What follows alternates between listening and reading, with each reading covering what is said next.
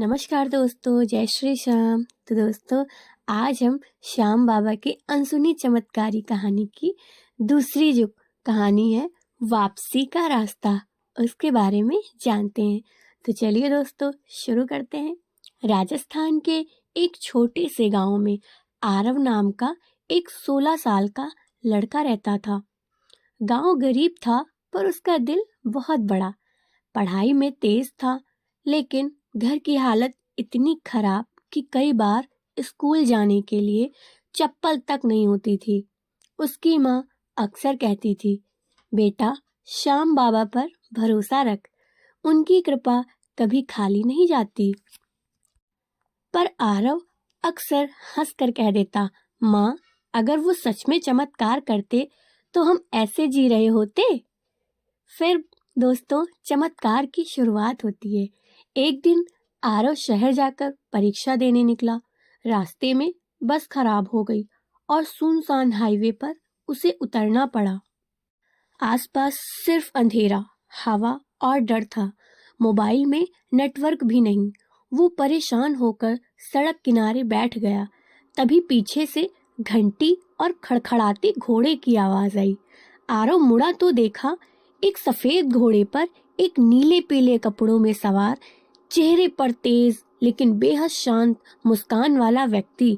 उसने कहा, डर मत बेटा, मैं तुझे सही जगह पहुंचा दूंगा, चढ़ जा। आरव घोड़े पर बैठ गया।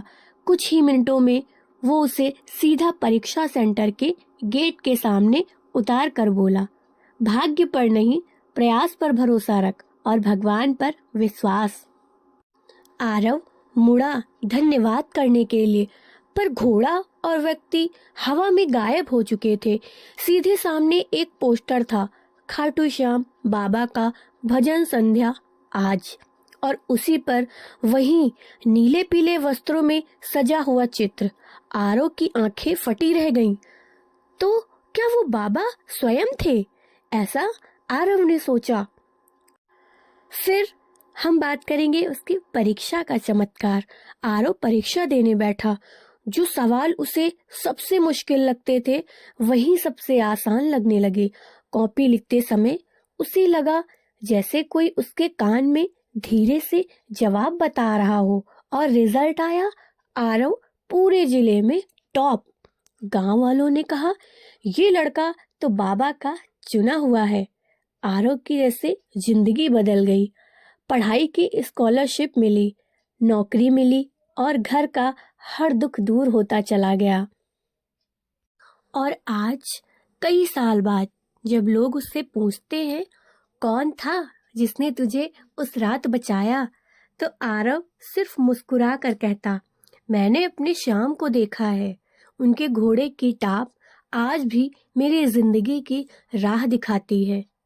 तो दोस्तों, इस कहानी से हमें क्या मैसेज मिलता है कि जहाँ उम्मीद खत्म हो जाती है, वहाँ श्याम बाबा अपने भक्त को उठाकर सही रास्ता दिखाते हैं।